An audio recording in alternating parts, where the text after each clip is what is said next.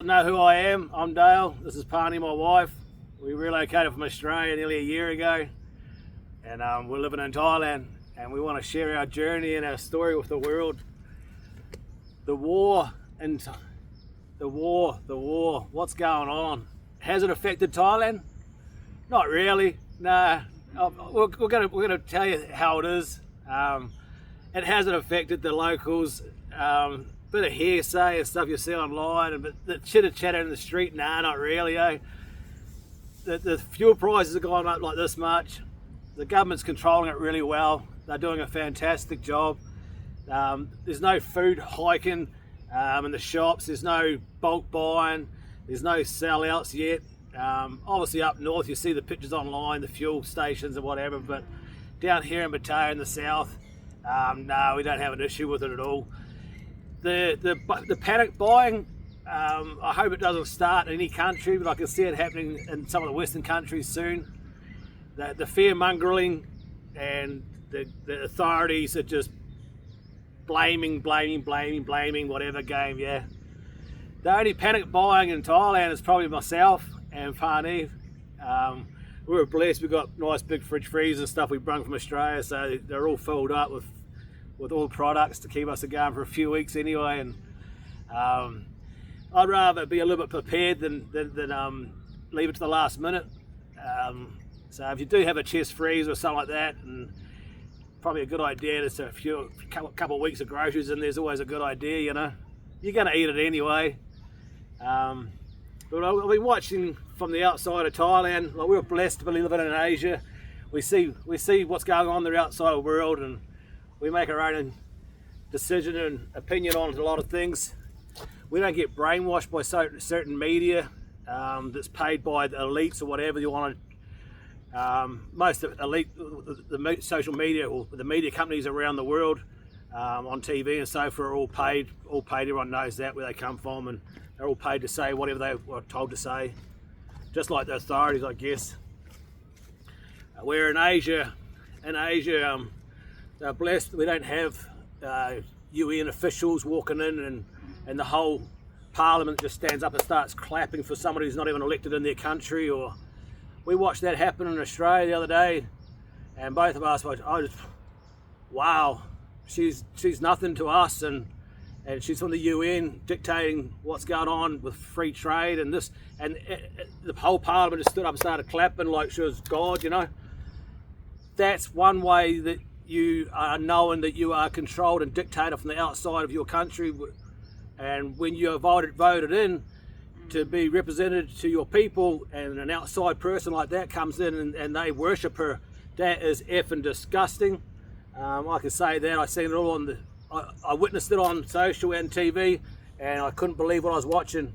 It's just straight out. Yeah. Anyway. What's going to happen in Australia next?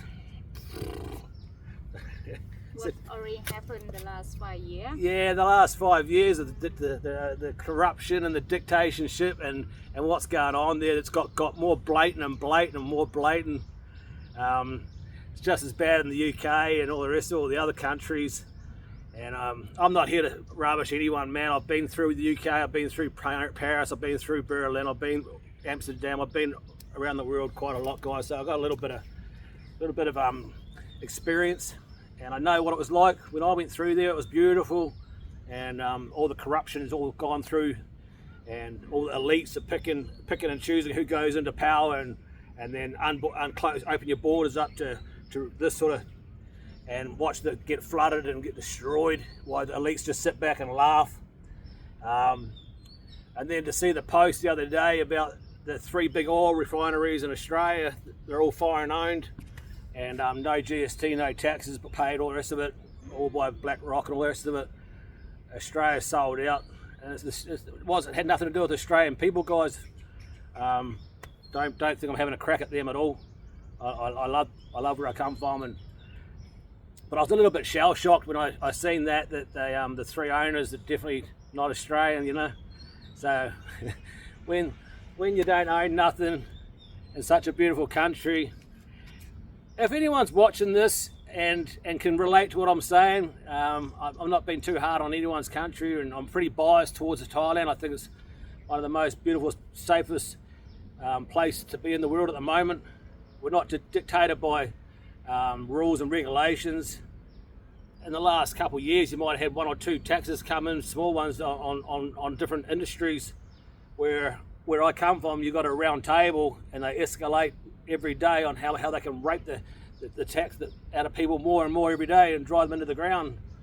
So, my personal opinion, I'm blessed to have accommodation here, and I reckon it's always good to have a plan B. And obviously you can go to Bali and do a 99-year lease or a 30-year lease or whatever. In Vietnam you do the same. But we're sort of blessed in Thailand. It's a Buddhist country, and you can buy condos here, guys. Everyone knows that in a foreign name, and whether you live there full time, but when you go back home to your Western country and it turns to crap, whatever happens in the future, because we don't know what's going to happen, man. No one knows what's going to come from the sky and who's going to be cheering on who. But from where we're sitting, Thailand sits pretty neutral with every government and every elite in the world, and they know how to play the game. They know how to keep the peace. That's why they've never been bombarded, or they've had a fantastic run. And I think the Thai government and the monarch and the people in Thailand are so respectful of that, and we appreciate that. And to be blessed to live here in such a cool country. But have that plan B, guys. If you've got a bit of pocket money lying around, I'm not a financial broker. Don't. I mean, I got a comment the other day, you don't want to take advice from this guy, he's just a bald-headed fat guy on YouTube. Totally agree, but some of the crap that I do spill out of my mouth is pretty on par with how the world is. I mean, you can sit there and judge as much as you want behind a comment or whatever, but you come out here and spill your guts or your life or your scenarios on social when I'm quite happy to do that.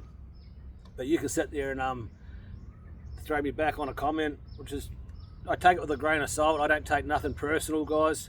I think everyone's entitled to their opinion, and just because someone gives their opinion on a comment, that's not their true meaning. That's their narrative to suit them. I understand that, because they're not in a situation, or they could be not in a situation where they're not financial enough, or they're a little bit lagging behind where they really want to be or should have been, or something's gone wrong.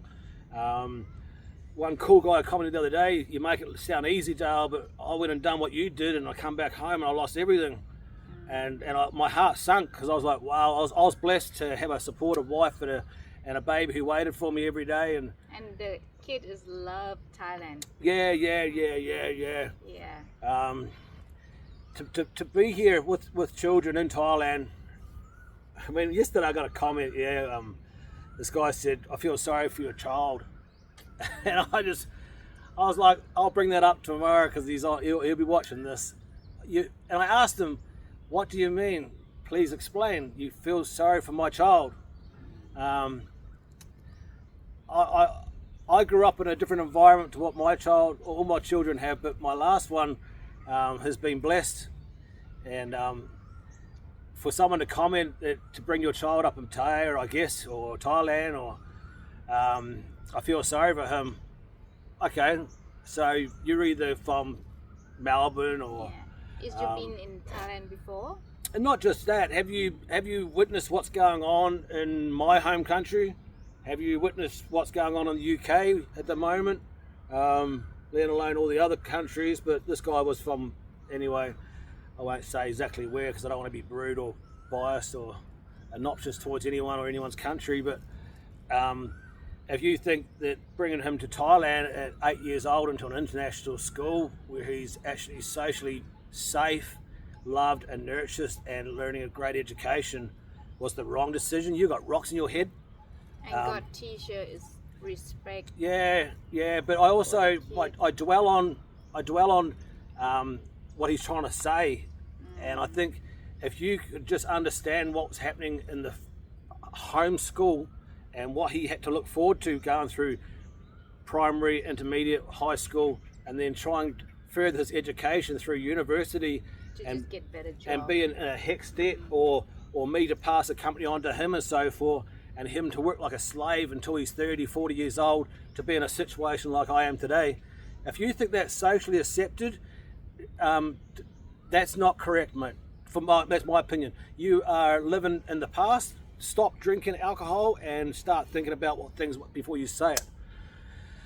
I've put my child into a situation where I get to spend quality time. My wife gets to spend time with him, and all weekends with him. We're not working like a dog, and he's getting educated from his mother and dad. He's getting brought up from his mother and father, Because when him go international school in Thailand, and them if the kid love art or love something else, them supporting. Yeah, them but in the West, mother and fathers, those days of bringing kids up, they're gone. They don't do it anymore. The school system brings them up.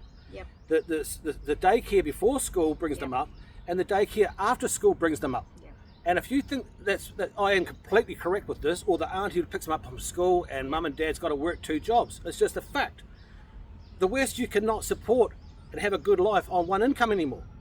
The mother and father is forced to work full time and just get by because of the living costs and the rent and all that sort of stuff. So when someone makes a remark that I feel sorry for your child, you are completely outside your limits of saying anything like that.